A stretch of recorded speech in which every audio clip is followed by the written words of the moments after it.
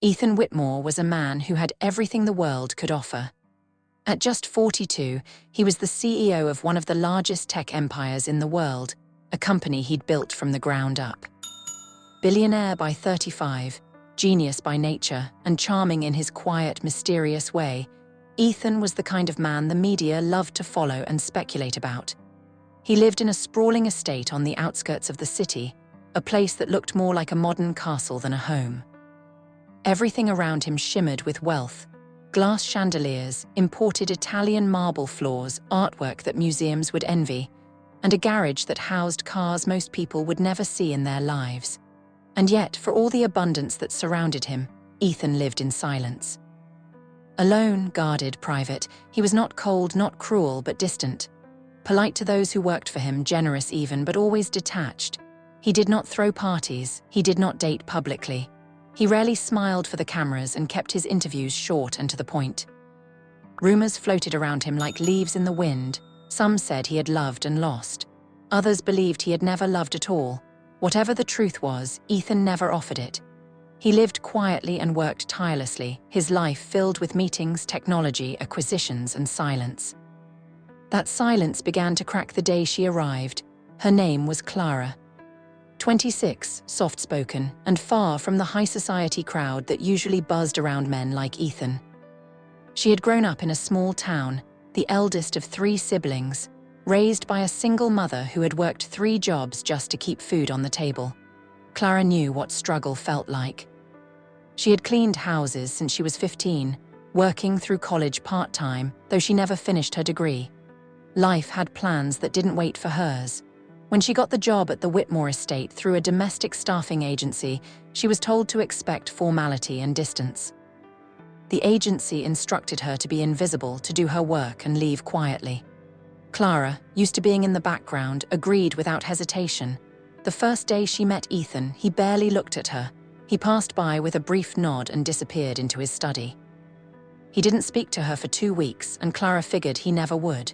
She kept to her work, cleaning rooms so pristine they barely needed dusting, organizing books that no one read, wiping windows that already sparkled. Yet over time she noticed things. He liked jasmine tea. He never wore cologne but always smelled faintly of cedar. He read late into the night. His office was filled with books on philosophy, science, and poetry. He rarely watched TV but often played old jazz records when he thought no one was listening. One morning, Clara was in the garden trimming the hedges near the conservatory when she heard him speaking on the phone. His tone was calm but clipped, disappointed. She caught phrases: "Not the right time, we're not aligned, I don't trust the direction." He ended the call and stood for a moment in silence, staring out across the lawn like he was looking for something that wasn't there. Clara, unsure if she should be there at all, turned to leave quietly, but the crunch of gravel beneath her foot gave her away. He turned, their eyes met, and for a moment the world paused. "You can tell me," he said unexpectedly, "if I'm making a mistake." She froze, unsure what he meant. "I assume you heard the last part," he added, almost with a hint of a smile. "The hedge fund deal." Clara hesitated, then shrugged. "I only heard something about trust." Ethan nodded slowly, and then, to her surprise, he asked, "Do you think it's possible to build something that big without losing yourself?" She blinked. "I think anything built with fear eventually crumbles, even if it stands for a while." He looked at her then, really looked at her. It wasn't just her words, it was how she said them, like someone who had been through enough to mean what she said. He didn't respond, just nodded and walked away.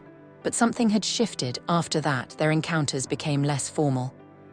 He would occasionally find her in the garden and ask about the plants. She would mention which books were dusty, and he would smile and say he hadn't had time to read lately. Sometimes, he left a note asking her to leave the tea on the balcony instead of his desk. Once he asked her what her favorite book was, and she told him Jane Eyre. The next day, he left her a copy of a first edition with a note inside. For someone who sees through silence, their conversations grew subtle and rare but meaningful. He began to notice her laughter, the way her hands moved when she explained something, the way she bit her lip when she was nervous. She began to notice the shadows in his eyes, the way he softened when he talked about his late mother, the quiet way he apologized if he felt he was too short with his words. Slowly, an invisible thread began to tie them together. The household staff began to whisper. They noticed the small changes. Mr. Whitmore lingered in the kitchen when Clara was there. He smiled more often. He cancelled several international trips and began spending more time at home. The chef mentioned that Clara's favorite soup had started appearing on the menu regularly, but they didn't say anything. The staff was loyal and they liked Clara. She was kind, humble, and hardworking. If anything was happening, it was quiet, respectful, and real. One rainy evening, Clara was caught outside trying to cover the garden furniture. She slipped and twisted her ankle badly. A butler saw her and called for help. Ethan arrived before the paramedics. He lifted her in his arms without hesitation, carried her inside, and sat by her side while the doctors examined her. When they advised bed rest for a few days, Ethan didn't call the agency to send someone else. Instead, he moved her into one of the guest rooms and visited her every day. It was during those quiet days when she was bedridden and he sat beside her, sometimes reading aloud, sometimes just listening to the rain, that something unspoken blossomed between them. One night, as he was leaving, he paused at the door and said, "I think I've been waiting to meet someone like you for a very long time." She looked at him, her heart thudding painfully. "Someone like me," he smiled, "a real one. Someone real." They didn't kiss then, it wasn't a grand declaration. It was something gentler, like a flower opening to the sun for the first time. When Clara healed, he asked her to stay, not as staff, but as someone he wanted to share his life with. She resisted at first, afraid of what people would say of the difference in their worlds. But he silenced her fears with his steadiness. "Let them talk," he said. "The truth is simple, I love you," and she believed him. Their relationship remained private for a long time. It was not a fairy tale by magazine standards, there were adjustments. He had to learn to let someone in after years of solitude. She had to navigate a world of wealth and expectations that felt foreign to her, but they balanced each other.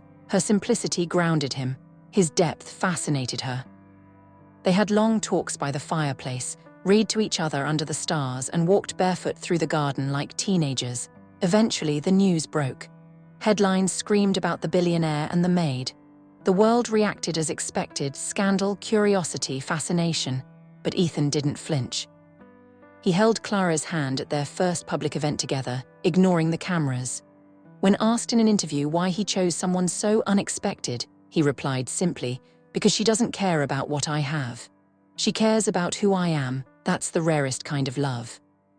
And so, the richest man in the world found something even greater than all his wealth. He found love where he least expected it. Not in penthouses or boardrooms, not in gala events or high-profile matches, but in quiet kindness, honesty, and connection. With a woman who had once been just a name on a staffing sheet. A maid, yes, but far more than that. A woman who helped him rediscover his heart. It didn't take long for the world to intrude on their quiet paradise. Once the story hit the headlines, Clara's life changed in ways she could never have imagined. Strangers recognized her on the street. Paparazzi followed her to the grocery store. Old acquaintances and distant relatives she hadn't spoken to in years reached out with sudden warmth, hoping to be part of her new world. There were whispers in corners she used to walk through unnoticed. Some called her a gold digger, others called her lucky. Very few stopped to consider who she truly was, or what it might feel like to be thrown into a world she never asked for. Ethan did everything he could to protect her. He hired extra security. He told the press to back off, issued legal notices, and kept their private life fiercely guarded. But Clara could feel the shift. The mansion felt colder now, surrounded by invisible eyes. The staff still treated her kindly, but there was an undercurrent of distance, a kind of polite hesitation, as if no one was quite sure what she was now: guest, partner, mistress, future wife. Clara started to doubt her place in Ethan's world. It wasn't about the money. It never had been. But there were events he attended now, industry galas, charity functions, closed-door meetings, where she didn't feel she belonged. Once, he asked her to accompany him to a benefit dinner and she agreed. She spent hours choosing a dress, second-guessing her makeup, questioning every word she might say. When they arrived, arm in arm, she smiled politely, stood by his side, and nodded through conversations she couldn't connect with. One woman, a socialite with diamond earrings larger than Clara's knuckles, leaned close and whispered just loudly enough to be heard. "I suppose even billionaires get lonely." Clara didn't respond. She just smiled, turned to Ethan and excused herself for air. He followed her out moments later, furious, apologizing, but she only shook her head and whispered, "I don't know if I'm strong enough to live in your world." Ethan cupped her face in his hands and said quietly, "Then we'll build a new one." But words, even kind ones, couldn't always silence the noise. The turning point came when a tabloid published an old photo of Clara, taken years ago during her struggling college days. Young, tired, carrying cleaning supplies, the headline cruel, "From mop to mansion, how one maid cleaned her way into a billionaire's heart." The article dissected her life with no grace, pulled out old debts, her mother's illness, even her high school grades, as if any of it could measure her worth. Clara cried that night. For the first time since meeting Ethan, she asked him to give her space. "I need to remember who I am," she said softly, sitting on the edge of the bed. "Not who the world thinks I've become." He didn't argue, his eyes were heavy, but he nodded. "If space is what you need, I'll wait. I'll wait as long as it takes." She packed a small bag, just clothes, a few books, a journal. No designer gifts, no expensive jewelry. She returned to her old neighborhood, rented a small apartment, and found a part-time job at a community library. The simplicity of it gave her clarity. She spent time with her family again, went on long walks without being recognized, cooked meals with her siblings, laughed without cameras watching. She missed Ethan every single day, and Ethan, back in the grand, quiet estate, missed her more than he knew was possible. He kept their shared books in the same spot.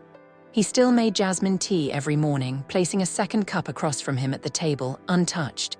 He worked less, wandered the garden more, often stopping at the bench where they first truly spoke. They didn't talk much during that time apart. Just a few messages, always warm but restrained. No pressure, no guilt, just patience. Then one evening, nearly 2 months after she left, Clara stood at the garden gate. He saw her from the balcony. His heart stopped. He took the stairs 2 at a time. She was standing there in the same coat she had worn on their first walk together, her hair a little longer, her eyes clearer. "I realized something," she said before he could speak. "I kept thinking I didn't belong in your world, but maybe that world doesn't exist, not really. It's not the parties or the money or the headlines. It's not the house or the legacy, it's you. You are the world I belong to." He stepped forward, reached for her hand. "I was afraid to ask you to come back. I didn't want to be the reason you lost yourself." She smiled through tears. "You never were. You were the reason I found myself." They stood in silence for a moment, wrapped in something stronger than excitement, certainty. This wasn't a love built on dramatic declarations or fairy tale tropes. It was forged through understanding, tested by fire and chosen, again and again, through doubt, pain, and clarity. Later that night, curled on the couch beside him, Clara rested her head on Ethan's shoulder and whispered, "Let's write our own story, no headlines, no labels, just us." And he, looking down at the woman who had walked into his life with quiet strength and changed everything, simply replied, "Always." Time passed, and the noise around Ethan and Clara began to fade. The media found new stories, and the world shifted its gaze elsewhere. What remained was what always mattered most, the quiet life they built together. Not perfect, not flashy, but real. After her return, Clara didn't move back into the estate immediately. Ethan suggested they find a new place, something smaller, something that was theirs from the beginning. They found a house just outside the city, a warm, sunlit place surrounded by trees, with a garden that reminded them of where their story had started. It wasn't about luxury anymore. It was about comfort, peace, and the feeling of home. They built a life of simple rituals. Mornings began with jasmine tea, always shared. She read while he worked, he cooked while she danced around the kitchen. Sometimes they sat in silence for hours, not because they had nothing to say, but because they understood each other too deeply to need words all the time.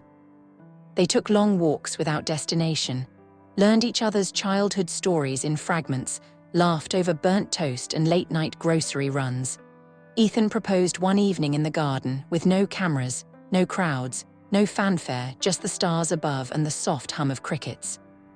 He handed her a small, modest ring and said, "This world I live in, it was beautiful, but it wasn't alive until you walked into it." Clara said yes with tears in her eyes, not because of the ring, but because of everything it meant, not wealth, not power, just love. They had a small wedding, just close family and a few trusted friends. Clara wore a simple dress, handmade by a seamstress from her hometown. Ethan looked at her like she was the only light left in the world. When they danced, it wasn't to impress, it was to remember. The road they had walked, the risks they had taken, the love they had chosen over and over again. After they married, Clara didn't become a public figure. She remained private, gentle, and grounded. She continued working part-time at the library, volunteering at local shelters, keeping in touch with her roots. Ethan supported her dreams just as she had supported his quiet healing. He slowly stepped back from some of the corporate pressure, handing more responsibility to a trusted team, choosing peace over endless growth. He still innovated, still led, but on his own terms. They traveled, not to the usual exotic spots, but to quiet towns, historical cities, places where they could sit by rivers or explore old bookstores without being noticed. They sent postcards home to themselves, writing small notes like "Still falling in love," or "This one smells like you." Years passed, their love didn't fade, it matured, it deepened. They faced arguments like all couples do. They learned patience. They made space for each other's sadness, celebrated each other's wins, and never let the world's noise define their connection again. Eventually, they welcomed a child, a little girl named Clara. She had Ethan's eyes and Clara's laugh. They raised her with the same values that had pulled them together: kindness, humility, strength, and truth. They told her stories every night, some real, some imagined, but always with a thread of magic and love running through them. One day, when Clara was old enough to ask how her parents met, Clara smiled and said, "I was cleaning windows and your father was learning how to see." Clara laughed, confused, but Ethan reached out and tucked a strand of hair behind Clara's ear, saying, "And once I saw her, I never looked away again." As the years went on, their love never became distant or dim. It softened like old leather, fit around their lives like a well-worn glove. They aged together, weathered grief and joy, held hands through hospital visits and birthdays, stood side by side as Clara grew into a woman who carried their legacy not through wealth, but through wisdom. Ethan often said he had created billion-dollar ideas, but his greatest fortune was the day he fell in love with someone who made no demands, told no lies, and saw him as a man, not a name. Clara, reflecting on their life years later, would often sit in the garden, her garden now, and remember how it all began. A job she almost didn't take, a man she never imagined knowing, a love she never saw coming. And so the richest man in the world didn't build his empire alone. He built a life, a quiet, powerful, lasting life, with the woman who dusted his shelves and in doing so uncovered his heart. They grew old together. They stayed in love. And when they were gone, long after their names faded from magazines and headlines, their story lived on, not as a scandal, not as gossip, but as a simple truth passed down from one generation to the next, that the richest hearts are not made of gold, but of love chosen without fear.